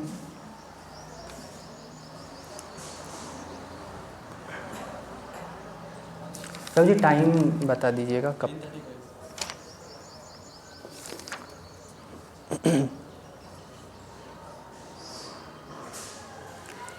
जैसे हम लोग जब हम बात करते हैं कि जो कोई पशु है वो, मतलब हमारे अंदर पशु वृत्ति तो नहीं होनी चाहिए, एटलीस्ट हम मनुष्य की चेतना में स्थित हों। और मनुष्य की चेतना यानी कि हमारे अंदर इतना ज्ञान होना चाहिए कि क्या सही है और क्या गलत है। फिर हमने बात की कि अलग अलग जीवन के उद्देश्य होते हैं और उसमें अल्टीमेट गोल क्या होना चाहिए, भगवान की सेवा करना, भगवान को प्रसन्न करना, गुरु को प्रसन्न करना, है ना, कृष्ण की सेवा करना, कृष्ण के धाम वापस जाना। उसी में हम लोग आगे ये देखेंगे कि ये जो कृष्णा कॉन्शियसनेस है इसको हम कैसे डेवलप करें, है ना, कृष्ण भावनामृत का जो उन्नति है इसमें हम किस प्रकार से हमारी चेतना को और उन्नत करें, कैसे भक्ति करना है। अभी ये तो हमने देख लिया कि हाँ हमको भक्ति करना है, लेकिन कैसे करना है भक्ति। तो भागवत में आता है कि यन्नाम श्रवण मात्रेण पुमान् भवति निर्मलः, यन्नाम श्रुति मात्रेण पुमान् भवति निर्मलः, तदह तीर्थपदम किंवा दासानाम वशिष्यते। मतलब कि भगवान का नाम मात्र सुनने से हमारा जो चित्त है वो साफ हो जाता है। अब हमने ये तो देखा कि जैसे मनुष्य से, मतलब पशु से हमको मनुष्य में आना है, लेकिन मनुष्य से हमको और ऊपर उठना है ना, हमारी जो सेवा वृत्ति उसको बढ़ाना है, भोग वृत्ति को कम करना है, हमारे चित्त को साफ करना है, तो उसके लिए भगवान का नाम जपना चाहिए। और भगवान का नाम कितना आसान है। कोई व्यक्ति ये बहाना नहीं बना सकता कि प्रभु जी मैं तो अपनी जीभ घर पे छोड़ आया।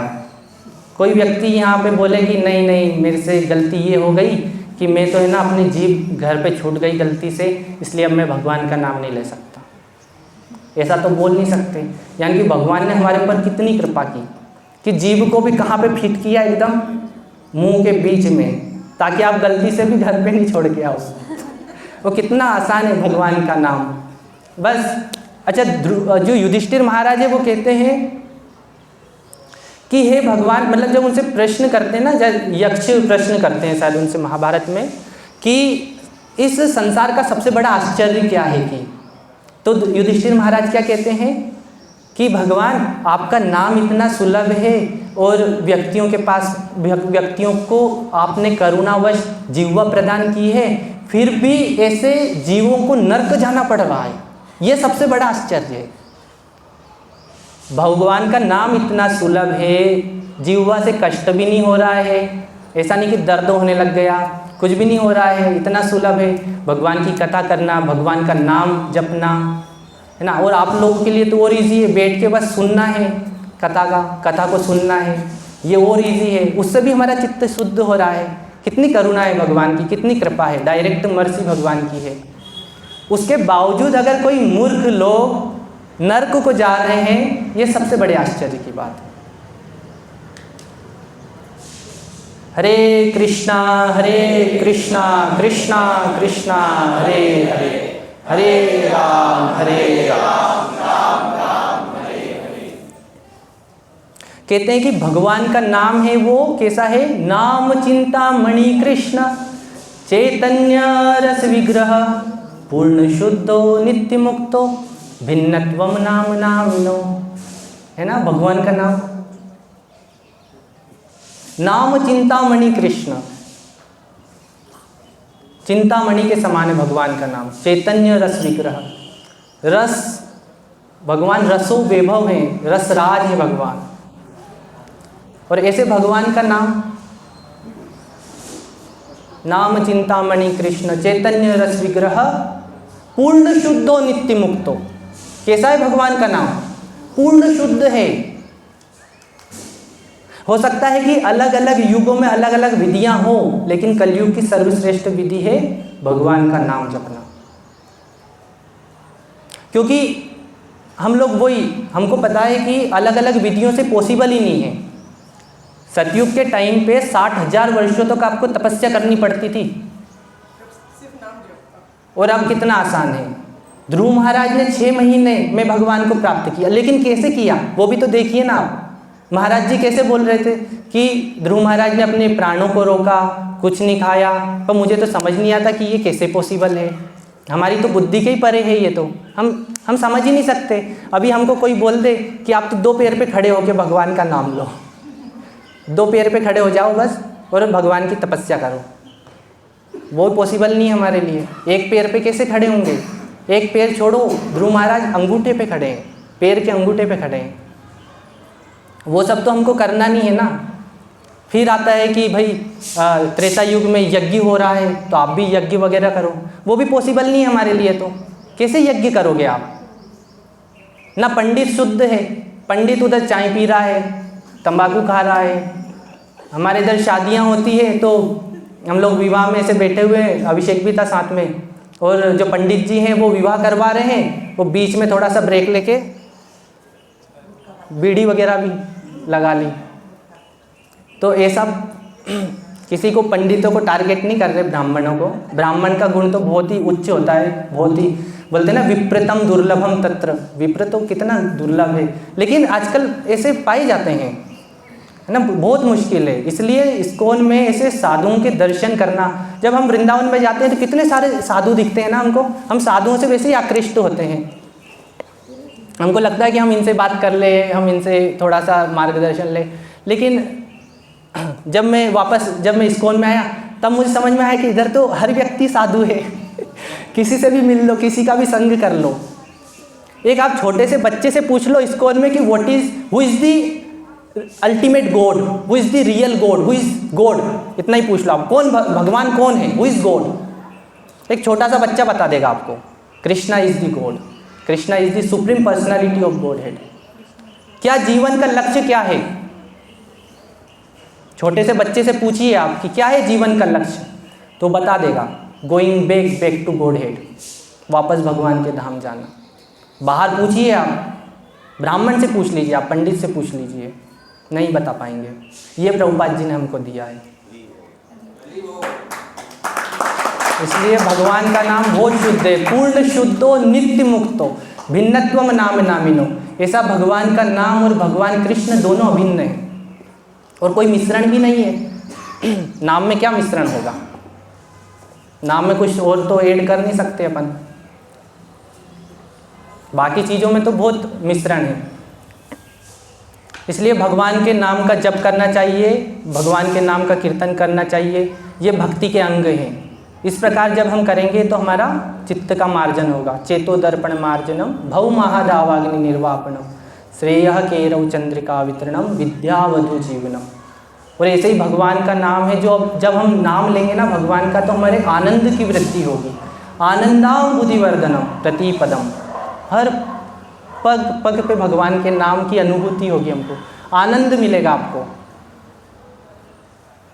आनंदाम बुद्धिवर्धनम प्रतिपदम पूर्णामृत स्वादनम, पूर्ण अमृत है ये, भगवान का नाम पूर्ण अमृत है। अभी हमको इसलिए समझ नहीं आ रहा है क्योंकि हमको जॉइंडिस हो रखा है, बीमारी हो रखी है हमको। मुझे भी हो रही कि मैं ऐसा कि नहीं, इधर बैठे हैं तो कुछ पीलिया हो रखा है, इसलिए भगवान का नाम कड़वा लगता है।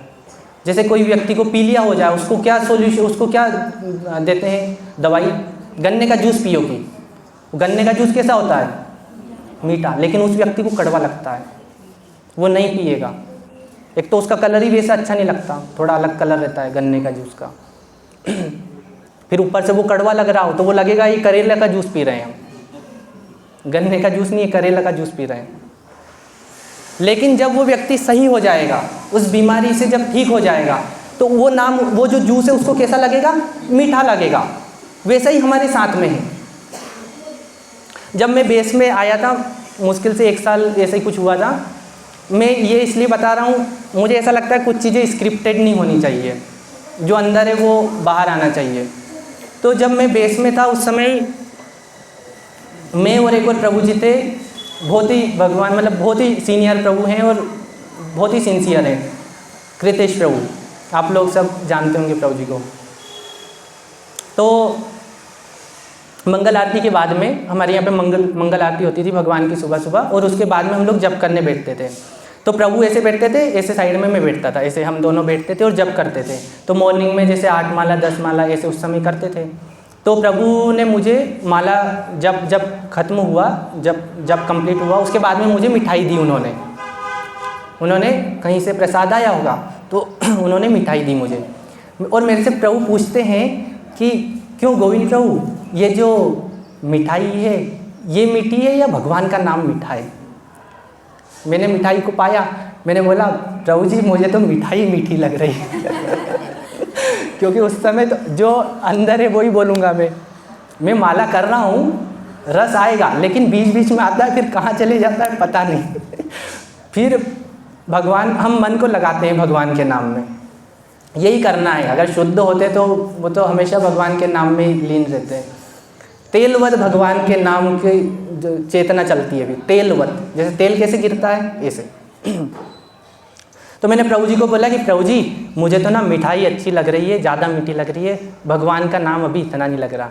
तो प्रभु मुझे बोलते हैं कि नहीं, ये जो मिठाई है ना, इससे लाखों करोड़ों गुना ज़्यादा मीठा है भगवान का नाम। वो उन्होंने अपनी अनुभूति बताई कि भगवान का नाम इतना मीठा है, इस मिठाई से तो कई गुना ज़्यादा भगवान का नाम मीठा है। लेकिन हाँ, अब हम कह सकते हैं कि यस, भगवान का नाम मीठा है।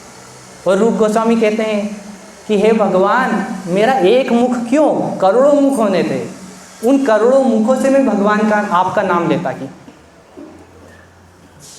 समझ रहे हैं? और जब वो भगवान के नाम का उच्चारण करते तो वो कहते हैं कि करोड़ों मुख क्यों, अरबों खरबों मुख होने थे मेरे, और इतने मुखों से मैं कृष्ण कृष्ण कृष्ण ऐसे भगवान का नाम लेता हूँ। इतना भगवान का नाम मीठा है। इसलिए हरे कृष्णा कृष्णा कृष्णा हरे हरे, हरे राम राम राम हरे हरे। हरे कृष्णा। किसी का कोई प्रश्न हो, करेक्शन हो?